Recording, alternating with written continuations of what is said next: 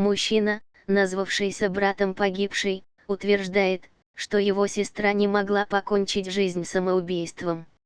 Мохира Мансурова вышла замуж 26 августа этого года. Она никогда не болела, у нее не было приступов. Она не принимала никаких лекарств и таблеток, которые могли бы вызвать такой эффект. И она не состояла на учете больниц для душевно-психических больных, сообщил в письме А.П. Ибрахим Мансуров, назвавшийся братом погибшей паломницы.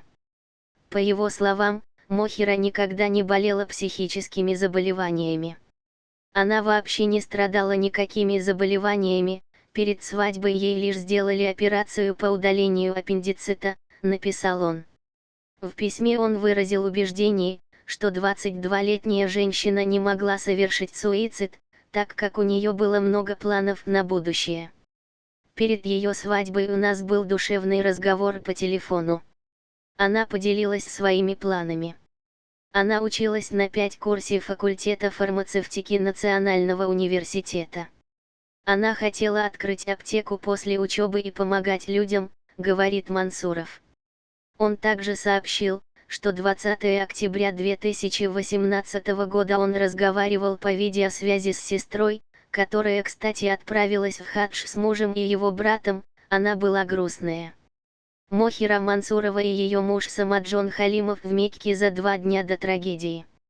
Я спрашивал, что с тобой, на тебе лица нет. Она что-то скрывала, но сказала, что просто жарко. Я до 23 октября не знала о случившемся, мне сообщили родители по телефону. Я до сих пор не могу дозвониться до зятя и его брата, говорит брат погибшей. Мансур не понимает, почему зять и его брат начали избегать его, не отвечают на звонки и скрывают правду о трагедии. По его словам, отец жениха является другом и хорошим соседом отца Мансура и Мохиры и, якобы, поэтому родители пары не хотят разбираться в произошедшем. Его родители умоляли моих не губить еще одну жизнь. А наши родители не хотели, чтобы и еще один человек пострадал, подумав, что и одного горя хватит, написал он, однако, что именно имеет в виду Ибрахим, он пояснять не стал. Парень рассказал, что его сестра вышла замуж за Самаджона Халимова 26 августа этого года. На поездке в хадж настаивала мать Самада. Она хотела, чтобы он, таким образом, встал на правильный путь. Она была не уверена в своем сыне, и поэтому даже отправила с молодой семьей и старшего брата Самада, Сабирджана, чтобы он следил за ним, говорит Ибрахим Мансуров. Что произошло в Мекке на самом деле, брат Мохиры не знает. 22-летняя Мохира выбросилась с 13 этажа гостиницы около мечети Херам в городе Мекка 21 октября. В Комитете по делам религии при правительстве Таджикистана, АП, тогда сообщили о том, что это было самоубийство, и что женщина страдала психическим заболеванием.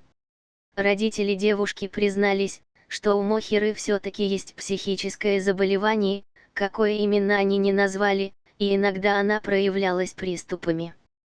По словам родителей, дочь очень хотела совершить хадж, родители не смогли ей отказать и скрыли факт ее болезни, сообщил пресс-секретарь Комитета по делам религии Таджикистана Афшин Муким. Именно потому, по словам Афшина Мукима, они отправили с ней мужа, брата и невестку, чтобы они за ней присматривали.